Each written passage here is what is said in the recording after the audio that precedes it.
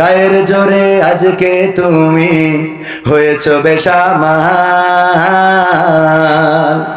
এই ক্ষমতা রবে না ভাই তোমার চিরকাল। পরাণ পাখি উড়াল দিলে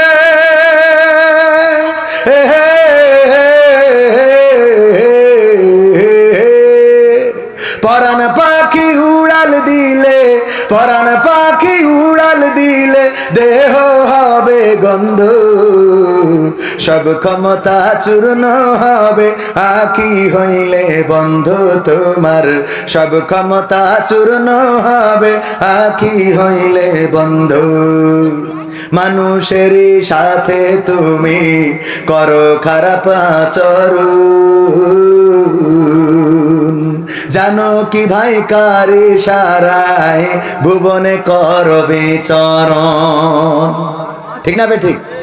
কার ইশারায় বিচরণ করে বলেন? কার ইশারায়? আল্লাহর নামটা নিতে কি কষ্ট হয়? যে বানাইল, যে চোখ দিল, যে কান দিল, যে কথা বলার শক্তি দিল, যে আমাদের সন্তান দিল, স্ত্রী দিল, সংসার দিল, পরিবার দিল। ওগো আমার ভাইয়েরা, আমরা যারা যশোরে বসবাস করি, মাঝে মাঝে যখন কোনো ভিডিও দেখি অথবা কোনো জায়গায় কোনো মাহফিলে যায়, যাওয়ার পরে বলে হুজুর এই যে এই জায়গাটা দেখছেন নদীর মধ্যে বিলীন হয়ে গেছে, এই জায়গায় আমার দাদার বাড়ি ছিল, এই জায়গায় আমার বাবার কবর ছিল, এই জায়গায় আমার আপনজনরা ঘুমানো ছিল। কত নদীতে বিলীন হয়ে যায়। আর আমরা যারা যশোরে বসবাস করি, আমাদের অন্তত কবরটাও ঠিক আছে না নাই?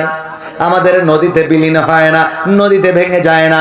এই জন্য আমাদের কবিরা গান লিখেছিলেন, নদীর কুল ভাঙে অকুল গড়ে, এই তো নদীর খেলা, সকাল বেলার ধ্বনি তুমি ফকির সন্ধ্যা বেলা। নদীর কুল ভেঙে যায়, অকুল গড়ে যায়। ওগো আমার ভাইয়েরা, কত মানুষের ভিটামাটি চলে যায়, নদীর গর্ভে বিলীন হয়ে যায়। নদীর দিকে তাকায় আর বলে নদীর ও ও নদী, তুই তো আমার ঘর ভাঙলি, বাড়ি ভাঙলি, তুই আমার এইটা করলি, ওইটা করলি। ওগো আমার ভাইরা, আমরা যারা যশোরে বসবাস করি, আল্লাহ আমাদের ভিটা দিয়েছেন, ঘর দিয়েছেন, বাড়ি দিয়েছেন, স্ত্রী দিলেন, আমাদের অনেক নারীদের স্বামী দিয়েছেন, সন্তান দিয়েছেন, সংসার দিয়েছেন।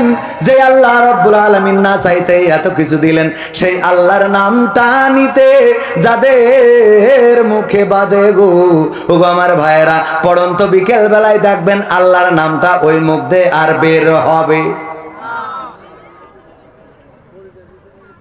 হইতে পারে না? পারে না? কথা কয় না। এই জন্যে আমরা, আমাদের এই শক্তি সামর্থ্য দিয়েছেন কে?